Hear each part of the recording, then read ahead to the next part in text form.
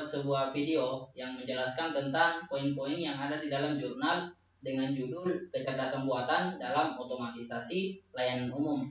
Sebelumnya, perkenalkan nama saya Acuriswan Yasri dengan NIM D0221313 dan teman saya. Nama saya Abdul Azam dengan NIM D0221304. Dan untuk penjelasan pertama akan dibawakan oleh teman saya yaitu Abdul Azam. Terima kasih. Kecerdasan buatan atau AI telah menjadi bagian integral dari berbagai industri, termasuk layanan otomatisasi. Otomatisasi layanan adalah penggunaan teknologi untuk mengoptimasi proses bisnis dan meningkatkan efisiensi operasional. Dalam konteks ini, AI memungkinkan otomatisasi layanan untuk memahami, menganalisis, dan merespon permintaan pelanggan secara cerdas dan efektif.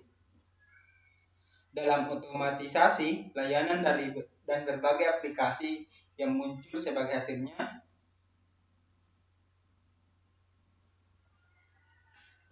metode penelitian yang pertama itu kecerdasan mekanik.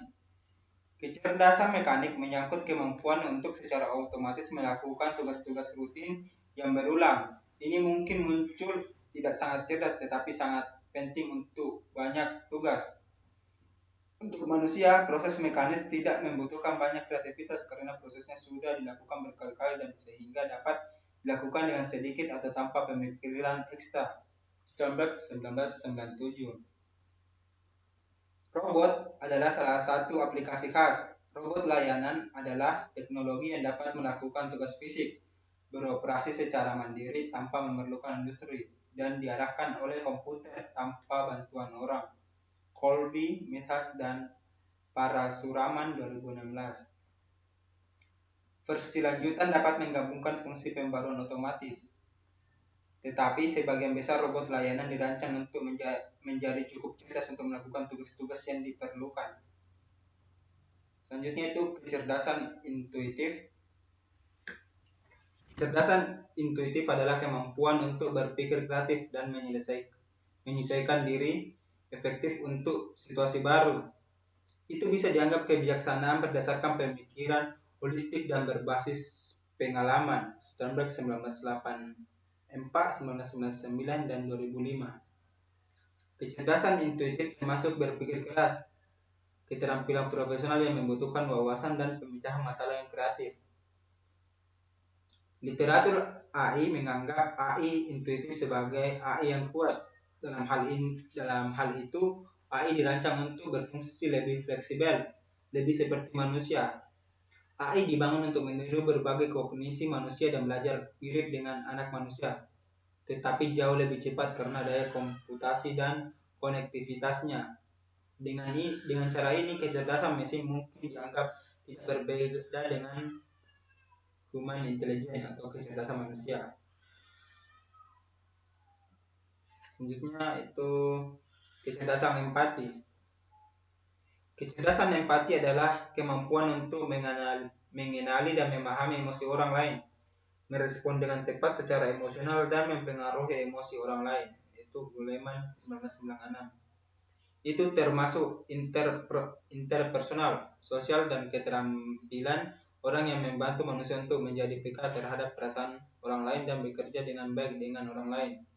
Gardner 1983, Johnson 2014. Contoh keterampilan khusus termasuk komunikasi, membangun hubungan kepemimpinan, advokasi, dan negosiasi, keseimbangan kehidupan kerja. Mereka bisa menjadi profesional yang terampil seperti psikolog atau pekerja garis depan yang relatif tidak terampil seperti pramugari. Empati AI menggambarkan mesin yang dapat merasakan atau setidaknya berperilaku seolah-olah memiliki perasaan.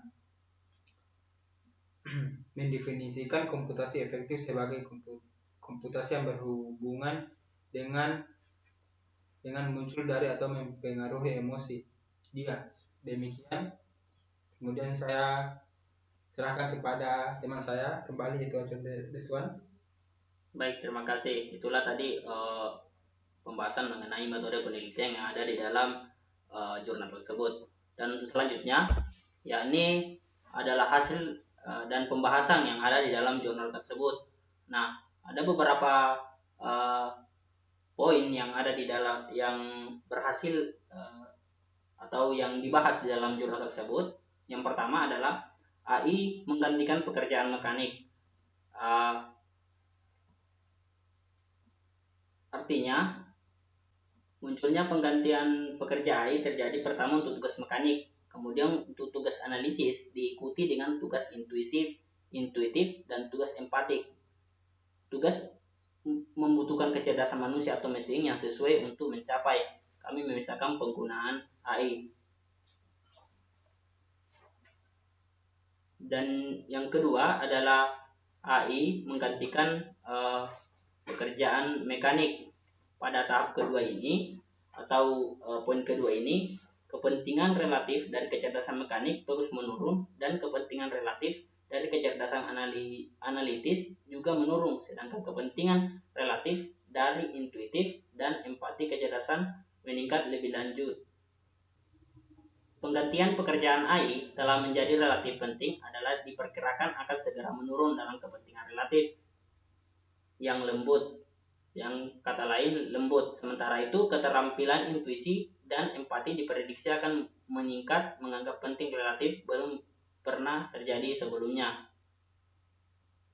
Poin yang ketiga adalah AI menggantikan mekanik, analitis, dan pekerjaan intuitif. Pada tahap ini, tugas intuitif tidak akan kebal dari pengambil alihan oleh AI, bertentangan dengan kebijaksanaan konvensional saat ini. AI mengikis dominasi manusia dalam kecerdasan ini. Menurut Esteva dan kawan-kawan pada tahun 2017 dan Leishman dan Merlino tahun 2017 melaporkan bahwa pengenalan gambar AI dengan jaringan saraf yang dalam sama baiknya sebagai atau bahkan mengungguli dokter kulit untuk klasifikasi kanker kulit. Nah, poin yang ketiga yaitu AI menggantikan mekanik, analitis, dan pekerjaan intuitif.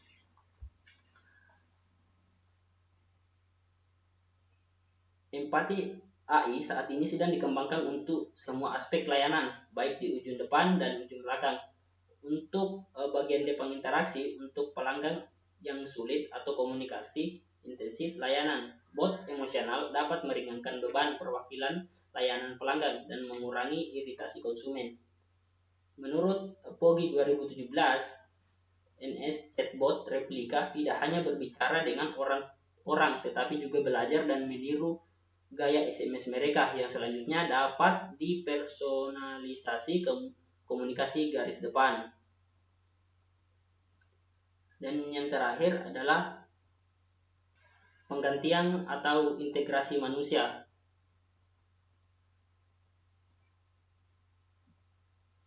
Jalur pamungkas untuk AI dapat berupa penggantian atau penyelesaian integrasi dengan pekerja manusia. Di tahap 5 atau di poin 5 ini, AI telah menjadi paling tidak secerdas manusia dalam keempat kecerdasannya. Sejak AI dapat berpikir dan merasa seperti manusia, ia memiliki kemampuan untuk mengambil alih semua tugas pekerjaan. Oleh karena itu, skenario kasus terbaik antara manusia dan mesin adalah bahwa mereka bekerja sama dengan mulus. Terima kasih. Itulah penjelasan mengenai poin-poin yang dibahas di dalam jurnal yang berjudul Kecerdasan Buatan dalam Otomatisasi Layanan. Sekian, saya akhiri. Assalamualaikum warahmatullahi wabarakatuh.